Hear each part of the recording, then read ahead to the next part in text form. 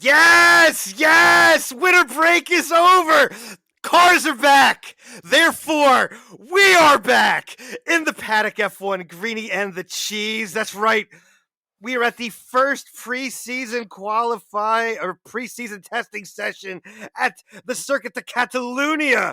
We got new cars. Ferrari looks fast. The number one is back on a car. Max bringing it back since Seb used it last. That's right. It's been a while since there was a number one out there for the champion on a car. Lewis is back. We got old faces in new places. Does Haas have a sponsor for the season? Oh, yeah. And one more tidbit of information. Michael Masi, you're sacked. Thank God. Greeny, we're caffeinated. We're medicated. Let's do it, sir. Greeny, hello. Let's do it. 3 days in Spain, porpoising, fake rain. Charles Leclerc can taste a win. No visa, Mazepin. George Russell AMG, Sochi race is history. Day 3, red flags. Lando Norris, he's still mad. Lewis, Max, round 2, Arctic camo. Yeah, you want to puke. El Plan is on fire. New year, we got new tires. Uricali, Gene Haas, Raikkonen, he's no mas. 3 days in Spain. Next stop, Bahrain. Do I hear Pietro? 2 words? Let's go.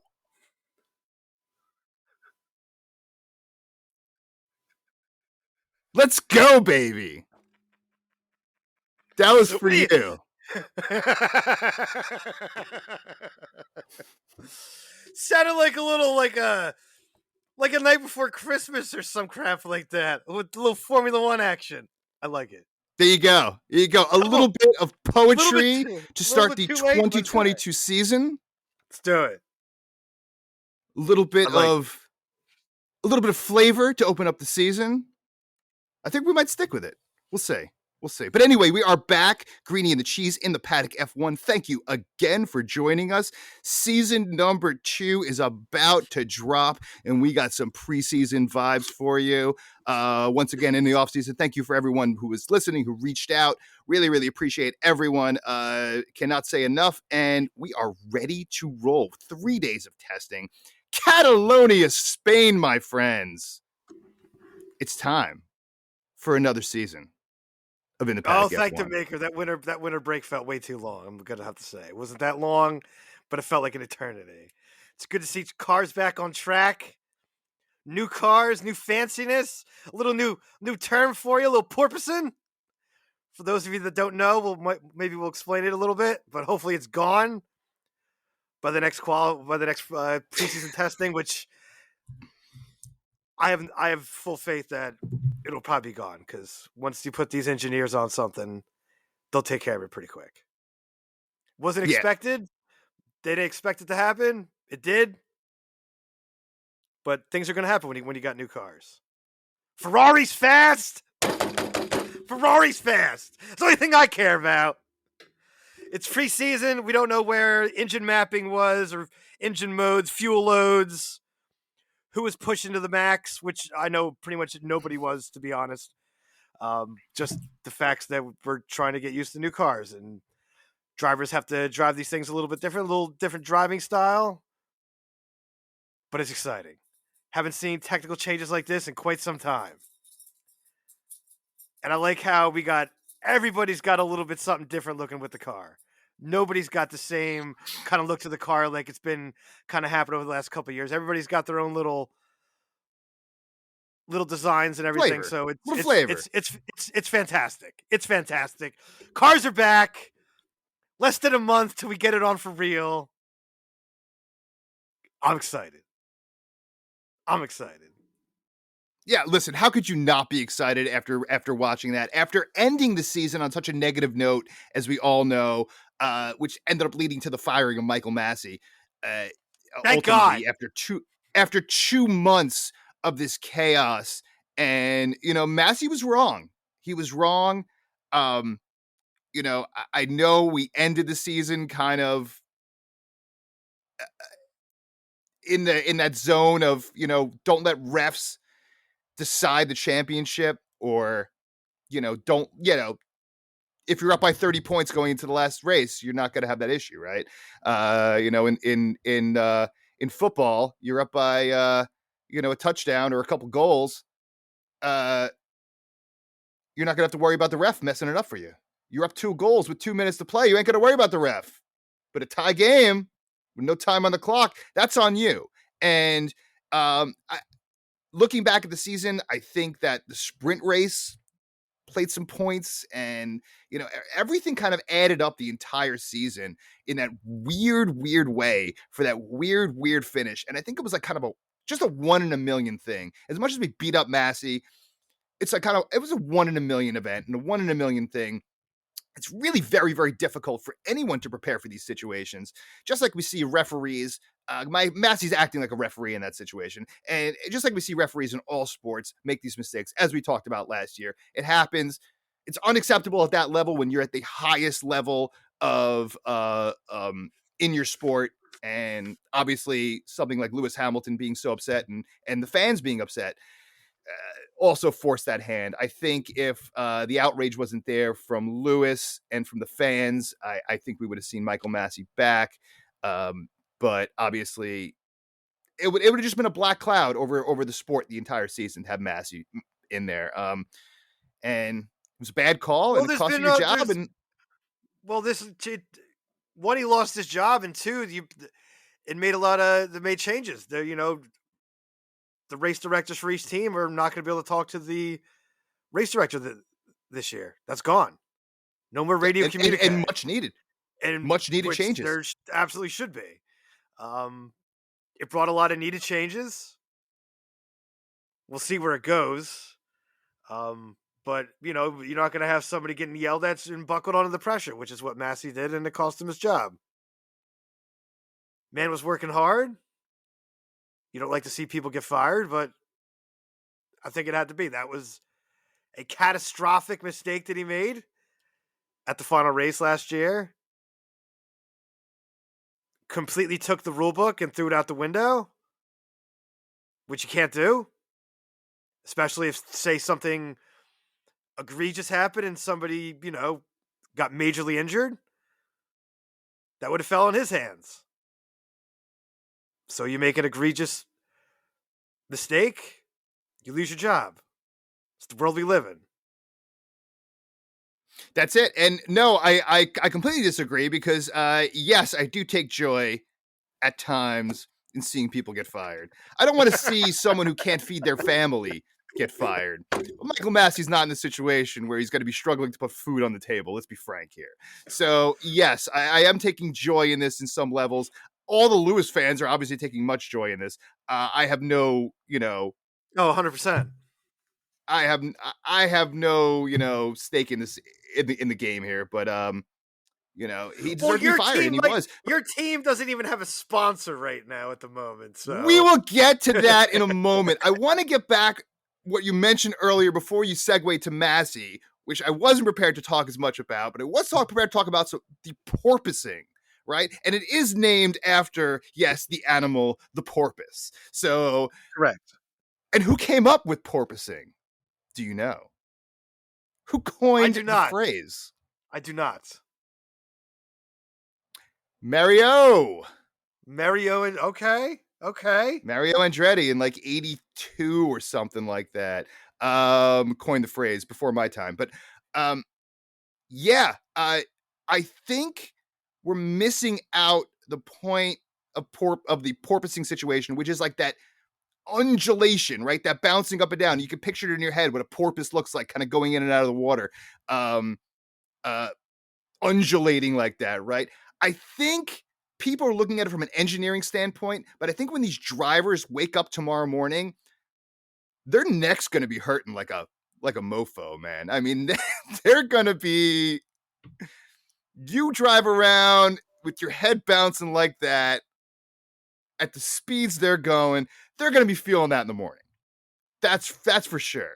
So I know they're all strapped in there, but their necks were bouncing. It had to be. You saw them bouncing up and down like that. Oh, yeah. So we'll see. The They'll original fix it. porpoising on cars, which we They'll saw back fix in it. they'll fix it. But which you saw back in the 70s and 80s, obviously the performance of these cars is far, far Well, superior it's the than last that time of the that the performance of the cars. 70s and 80s. It's the So last time the cars were basically using the floor pan they're using now.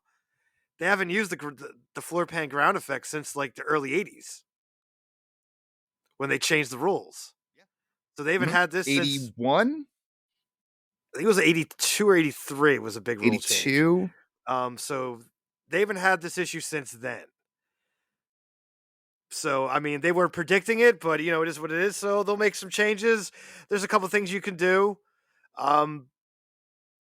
spring wise and things like that. That'll get it back. That'll get under control. But these are also the best engineers on the planet working on these cars, so they'll have it figured out.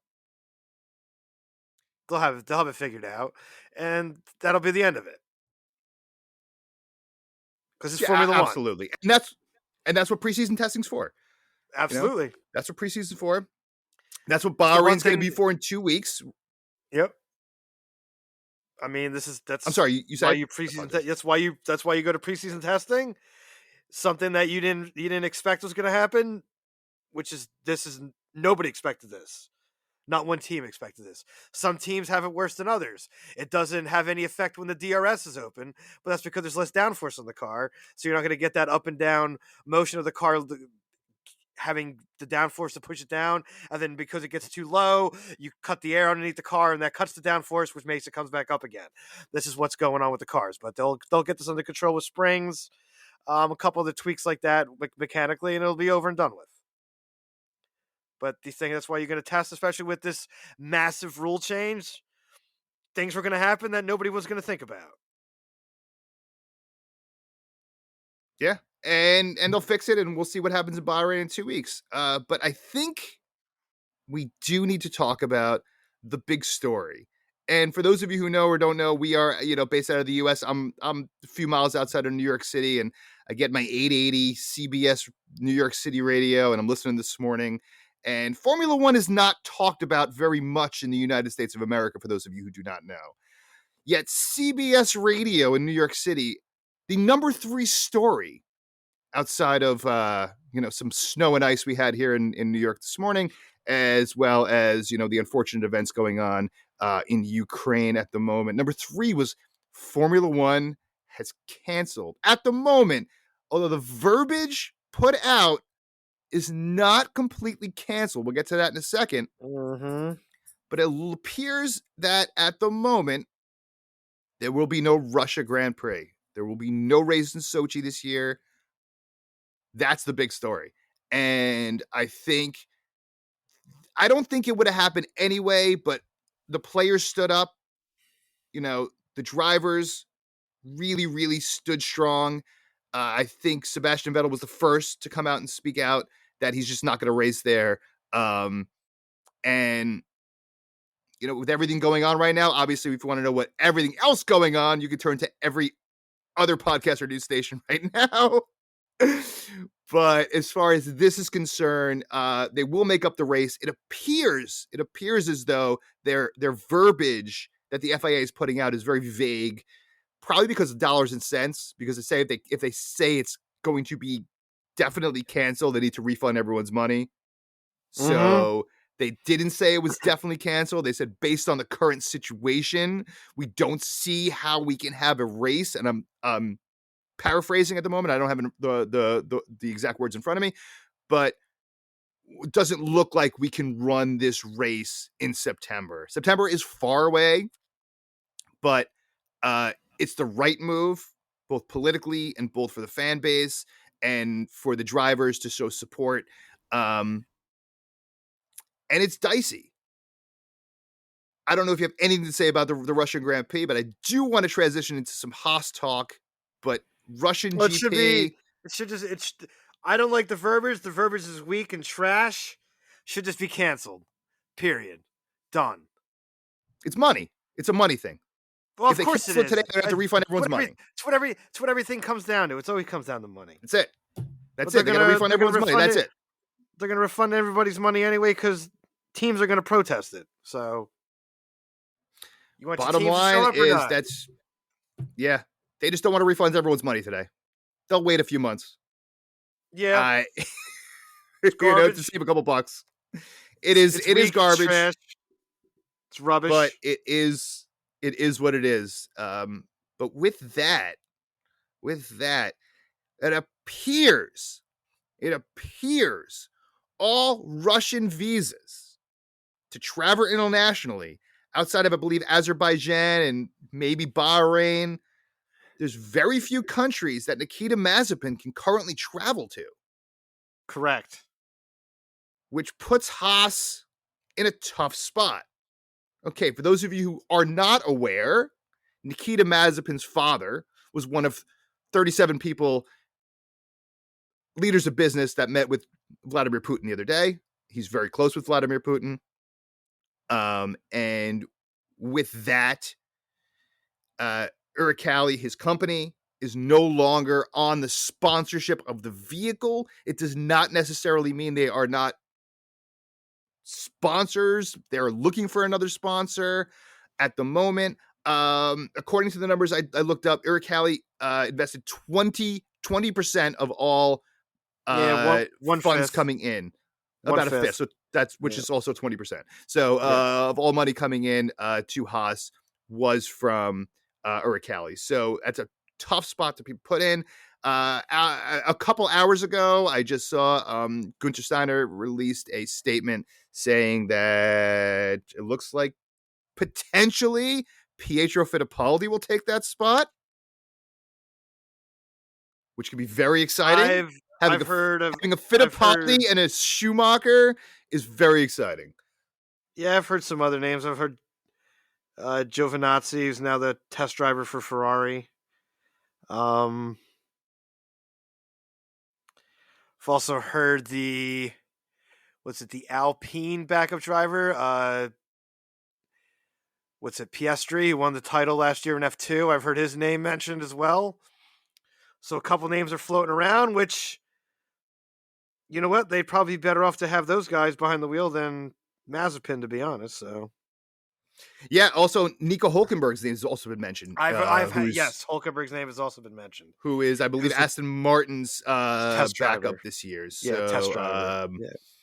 So his name is also mentioned. I think he's given up his farming career and coming back to racing. So there's a lot of options and a lot of good options. It's not like you're in a situation where you don't have too many good options. You also have, who knows if like Kevin Magnussen's name has been mentioned. I know he's, in Indy now. And then you have what's his name as well. I'm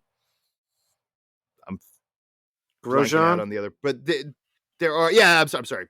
Grosjean as well, also involved in Indy, but we'll see. There's some big names out there, money talks, and Haas doesn't have any. So it'll probably be some scrub that makes no money that's just happy to be in a car, like Nikita Mazepin. So it's a fluid situation. I'm sure in 2 weeks we'll have a lot more in our next show in a couple weeks from now.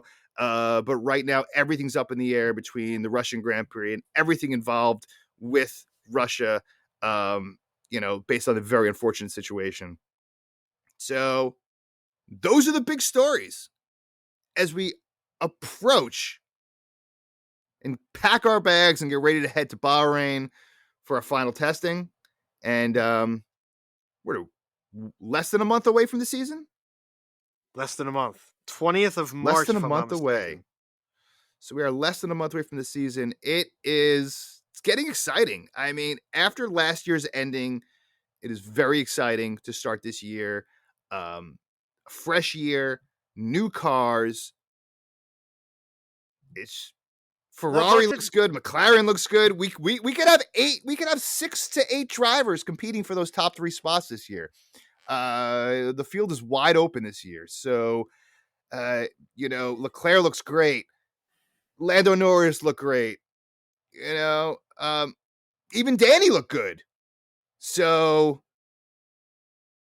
I mean, And Mercedes looked great today. Mercedes looked Mercedes really was good today. fastest today, both cars. So Mercedes was fast 1-2. today, very fast. Red Bull, Mercedes 1-2, Red Bull 3-4 today. So it's back to a little more normalcy. They all hit 119 and change for their time, so they all got to that 119 as Lando I did think on day most of one. them were also on the softer compound than Ferrari was running all weekend. So Yeah. And how'd you like those rain trucks? I love that. The water coming down. the water. That was Well, fun you to watch. got to test the got to try out the new cars with the wet tires. So With the wet tires, gotta love it. Very wasn't cool. raining in Spain, so we put the water trucks out and we'll dump a billion gallons out there and let them have some fun in the wet. Let's do. Well, the rain in Spain falls mainly on the plains, so Thank you, sir. and I'll leave it at that.